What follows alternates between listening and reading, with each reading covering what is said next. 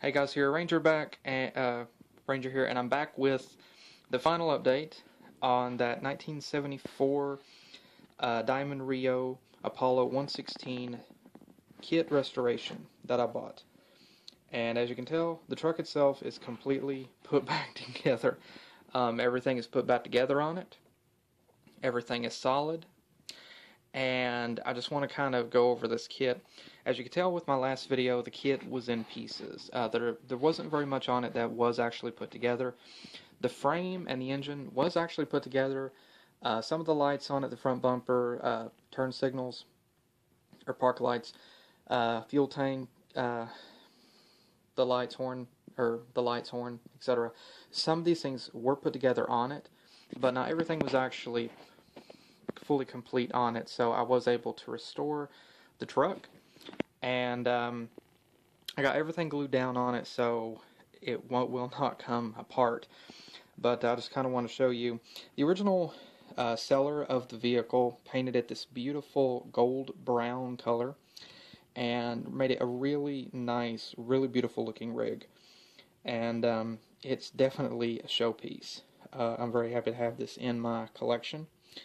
And the guy went through a lot of trouble to put a lot of detail on this thing to really make it look nice. And the only modification that I did to the rig was I turned the sleeper around. Originally the rear window was facing inward. I turned it out so that way you would have, like, the driver would have a rear view outside of the truck whenever he wasn't pulling a trailer. Or, you know, like you could check from inside the cab to make sure that everything was still connected. Now, one of the custom-made features of this rig that the original seller did was these custom-built stacks. These stacks were not part, I don't think, of the original kit, but he had these stacks put on the truck. And again, as you can tell, there's a lot of detailing for this particular rig.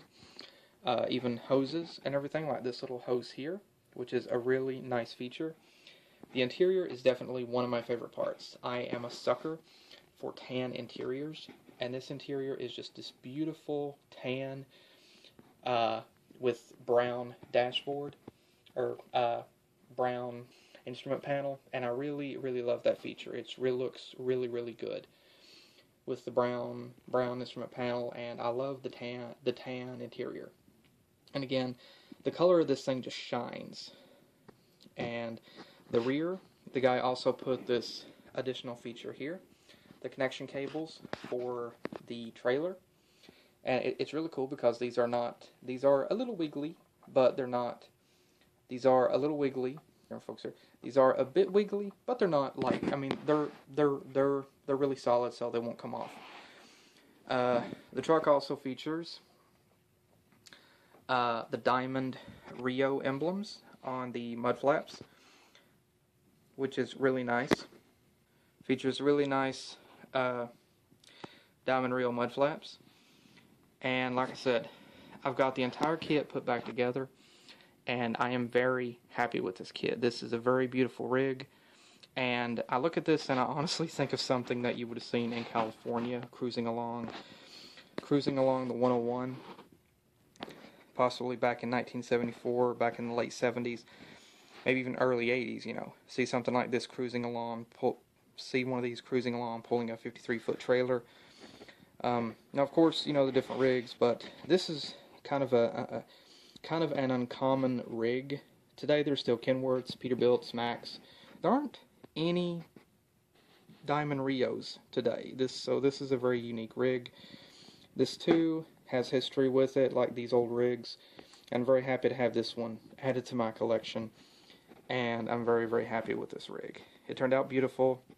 Again, it was already done. All I had to do was restore it.